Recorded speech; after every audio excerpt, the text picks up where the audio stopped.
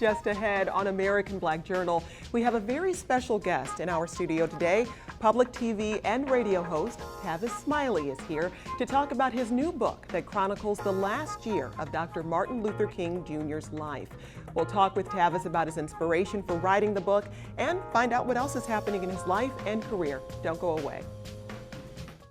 At DTE Energy, we believe that we have a greater responsibility. We believe that being part of a community means being involved in the fabric of that community, investing time, effort, and resources in the communities we serve. DTE Energy Foundation is a proud sponsor of American Black Journal.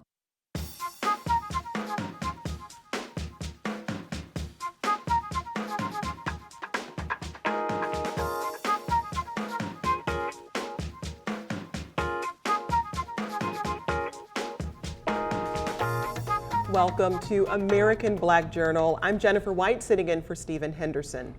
Award-winning broadcaster and New York Times best-selling author Tavis Smiley has a new book out that recounts the last 365 days of Dr. Martin Luther King Jr.'s life. The book is titled Death of a King, and it tells the real story of Dr. King's final year. In the book, Tavis writes about the trials and tribulations that Dr. King experienced leading up to his shocking assassination on April 4th, 1968. Tavis is currently on tour discussing the book, and lucky for us, he included a stop in Detroit. Very pleased to welcome Tavis Smiley to American Black Journal. Thanks so much for being here. Good to see you. Thanks for having me in. Well, I want to first ask you why it was important to stop in Detroit on your book tour. Detroit was not on the original list of book tour stops. I think we're doing 20, 25 cities all in over a 6-week period.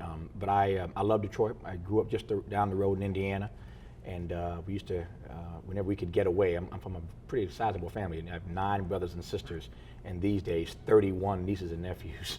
But then it was just the 10 kids and my mom, my dad, my grandmother, we call Big Mama, so 13 of us in Indiana. Every now and then we'd get away for a couple of days when we could afford it, and we'd always come to Detroit, and I'd always fall asleep in the car on the long ride from Indiana, and I always tell my mom, please wake me up when you see the big tire. When the big tire comes up, please wake me up. So I've been coming here since I was a kid. Love the city of Detroit. Dr. King has a great love affair with the city of Detroit, but I think Detroit is America's ultimate Renaissance city. And I think the message of King's life in many ways is that it's never over. It's not over when people say it's over. They killed King, and we're still talking about him all these years later. And Detroit is not going to die. It's never going to die. I wear a t-shirt that I got here some years ago, and every time I wear it in LA, people say, where'd you get that? Detroit versus everybody. Yeah. I wear that t-shirt all the time. And so it may feel like Detroit is against the world right now, but we're still talking about King. Detroit will not die, and it won't die because it's a spirit. And that spirit has infused this country and infused the world to the extent that we'll always be talking about what Detroit has given the world. So I never ever go on tour without coming through Detroit just to hang out. And I live in LA these days, so we don't have a White Castle either. So I got to sneak in some White Castle. We don't have a Dairy Queen. I got to find me some Dairy Queen. Well, so, you're just, yeah, why do you live in LA, Tavis, at all? Yeah, no, well, if Detroit weren't so bitterly cold in the wintertime, I might be here. But it's a great city, and I never do tours without coming to Detroit. Yeah. Well, let's turn our attention to the book. You have a very special connection to Dr. King. Talk about where that connection started for you. Grew up in Indiana, as I said, and when I was a 12-year-old kid, I wrote about this in one of my earlier books, and so I try not to talk about it too much, but the book does start, as I suspect people would want to know, readers would want to know, why do you love King so much?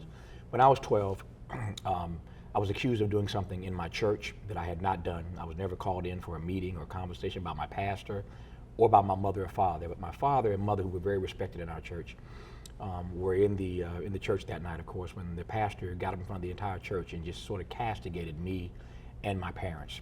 And again, I was never called in for a conversation. I didn't know what he was talking about, quite frankly. I'm 50 years old now, and still, it was so bizarre that I still don't really have a good sense of what happened and how my name got thrown in this, charade, as it were. But my father lost his temper that night when I got home, and it beat me so severely. I'm a black kid. I know we've been talking about Adrian Peterson of late. So we all been spanked or whipped, what have you. But this was something different that night. My father lost his temper and beat me so severely that I was in the hospital for 2 weeks in traction as a 12-year-old kid. Long story short, I couldn't make sense of the world. I hated my dad. I hated my mom for not stopping my dad. I hated my pastor. I hated everybody at that point. And a deacon at my church, for whatever reason, I don't know, except for God must have laid on his heart, came to me to visit me. and brought me a gift. And it was a box. In the box were all these recordings, these LPs of King's speeches. It turns out that my now good friend Berry Gordy of Motown fame had the good sense to send an engineer around to follow Dr. King to record much of what he had to say. And I know a bunch of folks think King only gave one speech in his whole life. Right. I Have a Dream. But he talked a lot more than that. And Gordy had the good sense to send an engineer around to follow King. Years later, Gordy put out many of these records, and this deacon in my church collected these records. And so for whatever reason, he gave me this gift of this box with all these LPs in it. And when I heard the love in his heart and the hope in his soul, it was so reassuring for me. King is talking to a nation about the power of love, but he might as well have been talking to me. What I heard him saying to me was that, Tavis, you're gonna have to find a way to love your way through this. That hatred and bitterness and revenge are not options. You have to find a way to love your way out of this situation. And I fell in love with him at 12 because he was dead, obviously, but he really saved my life. He brought me back to life. And since I was 12, he's been a part of my DNA. I could have written this book a long time ago. But the reason why the book is out now is because I think that King has been so sanitized and so sterilized. We've so deified him in death that we can't come to terms with how we demonized him in the last year of his life. What's interesting to me in this book is that you really uncover these tensions he was facing in this last year of his life. There's the tension between the, I'll say younger guard, because I think we forget he was only 39 That's when right. he died. That's right. But the younger guard of Stokely Carmichael and the Black nationalist movement, and he being considered part of the older guard. There's the tension between where the civil rights movement is headed and the peace movement. Those tensions really tore him apart in that final year of his life. How were you able to recreate what was going on for him on both a philosophical and personal level? First of all, King, it's a brilliant question. I thank you for that. King has three principal biographers. I never do a conversation or conduct a conversation without acknowledging those biographers. Taylor Branch, David Garrow, and Claiborne Carson have done all the heavy lifting. These three brilliant historians have done the heavy lifting that make this book, Death of a King, possible. They bring us the history and the texture, I think, of his life and legacy. What hasn't happened until this book, to your point, is a book that looks at just the last 12 months of his life, April 4, 1967 to April 4, 1968. Why those dates? Because April 4, 67, he goes to New York to the Riverside Church and gives the most controversial speech of his entire life. That speech, as you know, is called Beyond Vietnam. In that speech, he calls America the greatest purveyor of violence in the world today. That is a damning indictment of this country, to call America the greatest purveyor of violence in the world. In that very speech, he goes on to talk about what he calls the triple threat facing our democracy of racism, poverty, and militarism. Racism, poverty, and militarism. So he gives that speech, and the reward for giving that speech is the next day, everything and everybody turns against him. So to answer your question, in the last year of his life, you used the word tension, good word. In the last year of his life, the tension revolves around King calling America for what she's doing in Vietnam and what she's not doing here at home to deal with racism and poverty. Okay, so he gives a speech on April 4, 67. He's dead, assassinated 1 year to the day later, April 4, 68. But in between those two dates, a lot happens.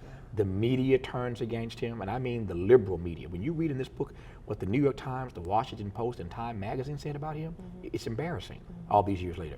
The media turns on him, then the White House turns on him. He's worked with Johnson, President Johnson, to pass, as you know, voting rights and civil rights, but now he's going tete-a-tete with Johnson over the Vietnam issue. So the media turns on him, the White House turns on him, and then finally, the last poll taken in his life, the Harris poll, found that 75%, 3/4 of the American people thought he was irrelevant. And in Black America, that number is almost 60%. Almost 60% of his own people thought he was irrelevant, his message was obsolete, he was persona non grata. So much so that Roy Wilkins and the NAACP come out against him publicly. Whitney Young and the Urban League castigate him publicly. And Adam Clayton Powell Jr., most powerful Black congressman, disrespects Dr. King publicly. And Ralph Bunche, the only other Black Nobel laureate, dogs him publicly. And Carl Rowan, the leading Black journalist of the day, publicly. How much of that, though, was this tension that was also emerging between the plight of poor Blacks in America and the Black middle class? Good question. So the names I just mentioned, of course, represent the, how about we put this, the Black bourgeois elite.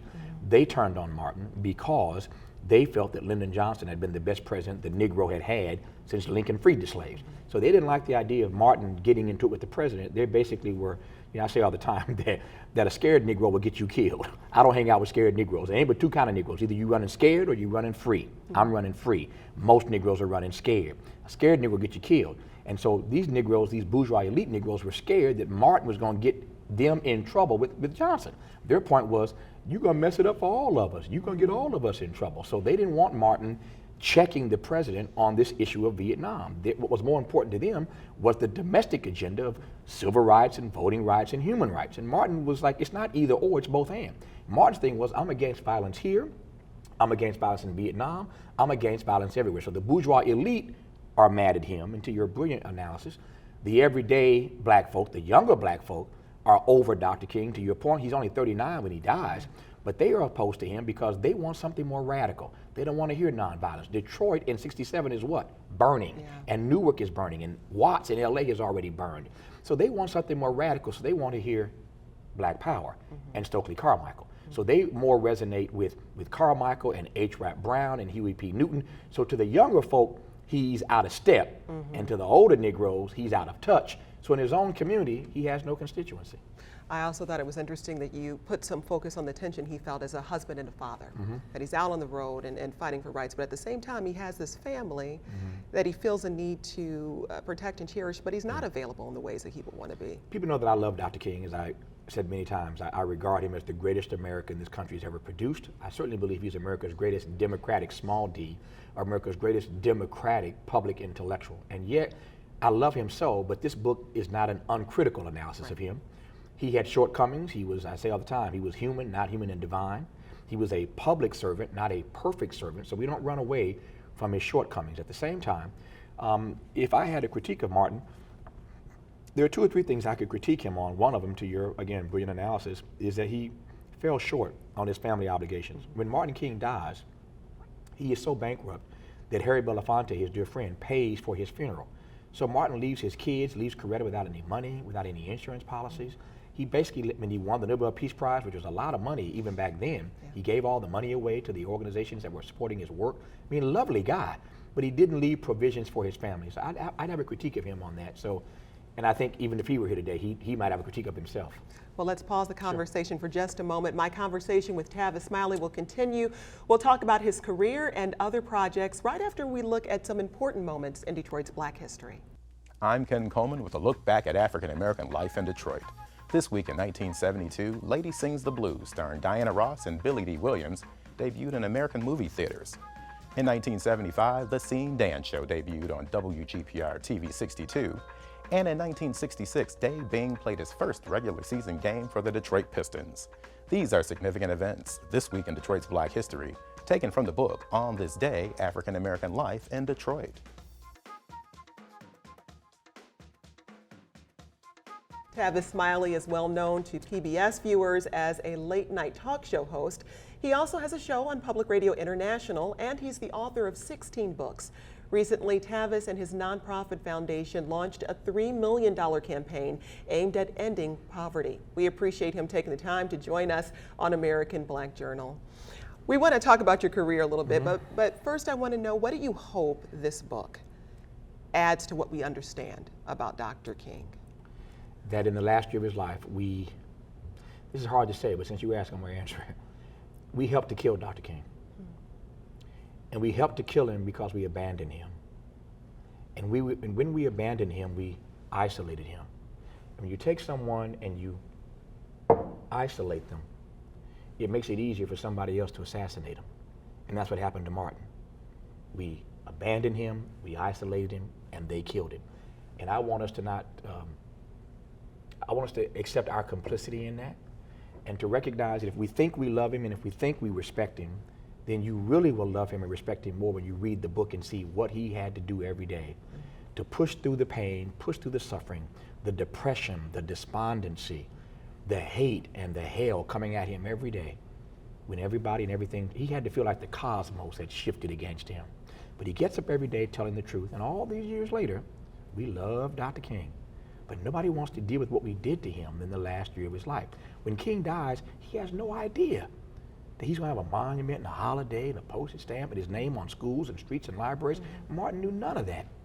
And I just feel depressed every time I think about how he must have felt when that bullet hit him in the head on the balcony of that Lorraine motel. So I just want to, I love Dr. King, and the Martin that I love the most, very quickly, is not the one of Montgomery bus boycott or the Nobel Peace Prize or the Voting Rights Act and the Civil Rights Act or I Have a Dream. The Martin that I love the most is the one who, when everything and everybody turns on him, keeps loving people, and he keeps telling the truth.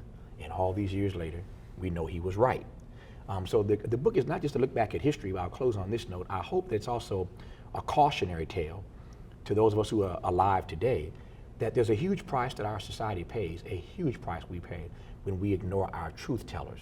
And there are truth tellers among us today talking about poverty, and we don't want to hear it, talking about the environment, and we don't want to hear it, talking about immigration reform, and we don't want to hear it, about a drone program under Obama on steroids, and we don't want to hear it. These truth tellers are trying to get us to hear the truth, and if we ignore that, we're going to pay a price for that. And King is the quintessential example of what it means to ignore your truth teller for decades and decades. Then finally you wake up and realize that Negro was right. You have turned your attention to poverty and really placed a focus there. Talk about this new initiative you launched back in October, I think, of last year. I've been working on this issue of poverty for many, many years, in part because since I was a 12-year-old kid, I loved Dr. King, and poverty was the issue he was working on, trying to get his Poor People's Campaign off the ground before they killed him in this country. And President Obama is right. It took him 6 years to get there, but when he finally got there last December, he said the right things, that income inequality and poverty, that's the defining issue of our time. The president is right about that. Martin King wouldn't have stayed quiet for 6 years while it took him all that time to say that. He would have been pressing him to address this issue of poverty. The truth of the matter is, we have not had a president since Lyndon Johnson's war on poverty to make the eradication of poverty a priority in this country. I believe very simply that poverty is threatening our democracy, our very democracy. I believe that poverty is a matter of national security. These numbers are not sustainable. 1% of the people cannot continue to own and control 40% of the wealth. The top 400 wealthiest Americans, 400 people, have wealth equivalent to the bottom 150 million of us. So let's just tell the truth. We can call it a plutocracy, we can call it an oligarchy, but we're getting farther and farther away from this being a true democracy. These numbers are not sustainable. And if we can't do something to give voice to the suffering of everyday people that's being rendered invisible, we might just lose our very democracy. It's that serious for me. So how are you doing that work through your initiative? Traveling around the country, town halls. We have an app that we just put out that connects poverty fighters across the country. I've been calling for, and after the midterm elections, we're going to get real aggressive about this. For the first time in our lives, there ought to be a presidential debate exclusively on the issue of income inequality and poverty. We can barely get a question about poverty in these debates. McCain and Obama never had one question posed to them about poverty. What? Romney and Obama, not one question about it. The media doesn't raise the issue. Well, I also wonder, though, if it's partially because when we start talking about poverty, the issue of race comes up as well. And that's a conversation that's incredibly difficult to have in this country. The problem, again, you're on point. The problem with talking about poverty, one of the problems is that we color code, that's what I call it, we color code the conversation as if only black and brown people are poor. Well, check your numbers. The Census Bureau says that 1 out of 2 Americans, 1 out of 2, is either in or near poverty. Now, I'm not a math major. I wasn't at Indiana University down the road, but 1 out of 2, I think, means 150 million people out of 300 million are either in or near poverty. And by near, we're talking about a paycheck or 2 away, according to the census. So I believe that there is, how might I put this? There's a highway into poverty in America, but barely a sidewalk out. And if we don't do something about this crushing poverty, America just might implode under the weight of its own income inequality. I mean, I was telling somebody the other day, very quickly, it's kind of like, you play Monopoly, you played Monopoly before. It's like playing Monopoly. What happens in Monopoly when one person has all the money? Well, game over. I would walk away from the table. You see that? Well, you make my point. When one person has all the money and all the property, game over. America is no different. If we think that one person, or one person meaning a few people, can have and control all the money, then the game is up. So then what is that something? You said something has to be done. What is that thing or those things? We have to make the eradication of poverty a priority. I believe a presidential debate in the 2016 cycle will put this issue front and center for the American people. We deserve to have a full debate just on poverty and income inequality. The next president of the United States ought to be on record of what they're going to do about income inequality and poverty going into the White House, not taking 6 years once you're in there to talk about it. We got to put this issue on the front burner and not on the back burner, and the American American people have to start raising their voices and mobilizing and organizing to put this issue out there. And again, it's about really saving our democracy. But is it a result, is it a policy shift or an ideological shift that has to happen from the top down, or does it have to happen from the bottom up? And if it's from the bottom up, what are those policies that are going to change things? Is it education? What is it? Dr. Cornel West and I wrote a book about this a couple of years ago as a result of what we were seeing on our multiple city poverty tour over a number of years. The book is called The Rich and the Rest of Us, a Poverty Manifesto. We answered that question expressly in the text with 10 things that we believe must be done to eradicate poverty in the country. Very quickly, since you asked, in no particular order, we have to put women and children first. Women and children are falling faster into poverty in this country than anybody else. What kind of nation are we really if we can't respect and regard our own children? We've got 25% of kids in Michigan living in poverty. Absolutely. So you got to put women and children first. You have to do something about the prison industrial complex. You got to do something about that. You have to have a program that gives Americans jobs with a living wage, not a minimum wage.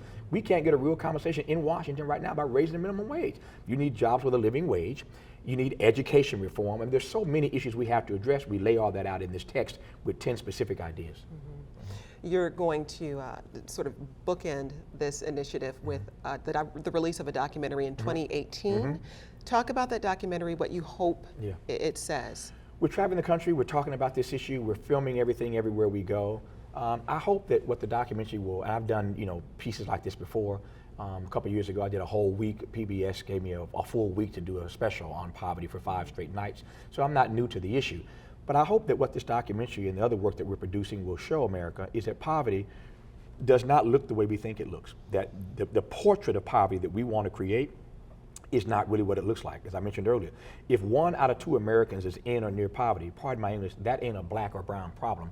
That's an American catastrophe that we're going to have to deal with. And I believe that if we can put an accurate picture, if we can frame this thing right, of who's really being impacted and affected by poverty in America, maybe we can have a real conversation. I'm heartened by the fact that even Republicans, some of them may be wrong about it, and not that Democrats have a monopoly on the truth, clearly they don't, but at least Rand Paul and Paul Ryan and folk on the right are talking about this issue now. So I think the timing is propitious. The conversation is ripe to be had right now about how to eradicate poverty in America, and I believe it can be done. This is not a skill problem, this is a will problem. We've got the skill, do we have the will?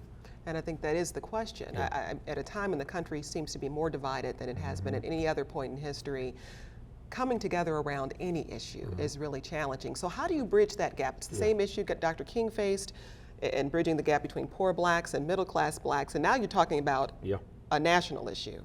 So Lyndon Johnson, we said earlier, was the last president to make poverty's alleviation a priority. And if you think things are divided now, we're talking about the 60s. America was really divided in the 60s. I mean, it's a very tumultuous period, divided about race, divided about gender, divided about war. This country was quite divided in the 60s. And yet, the war on poverty did achieve some measurable some measurable results. And so we can make progress even in difficult times. Even when people are disagreeing, work can be done. But it requires leaders who fundamentally love people. I have a simple definition of leadership. You can't lead people unless you love people, and you can't save people unless you serve people. By that definition, loving and serving people, most of these folk don't qualify as real leaders.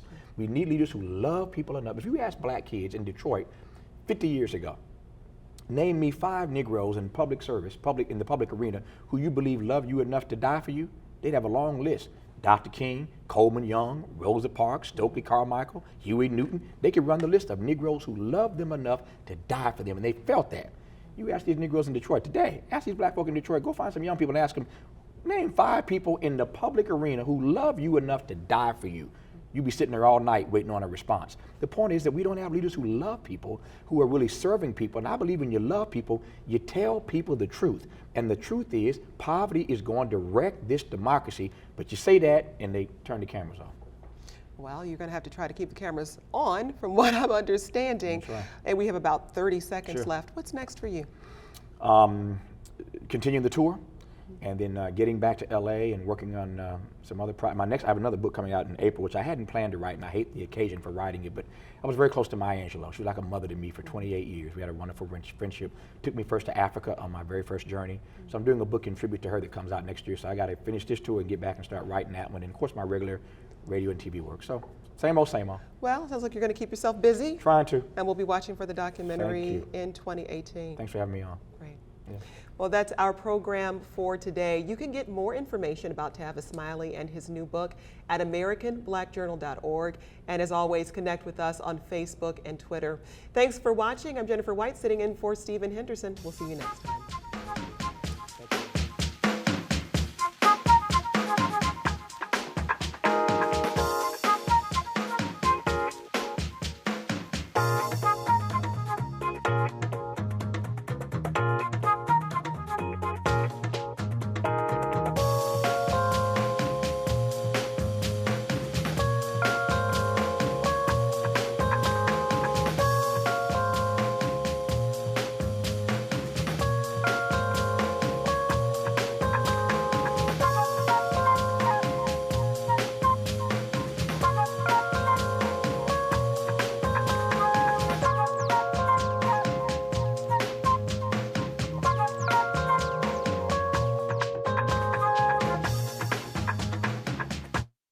At DTE Energy, we believe that we have a greater responsibility. We believe that being part of a community means being involved in the fabric of that community, investing time, effort, and resources in the communities we serve. DTE Energy Foundation is a proud sponsor of American Black Journal.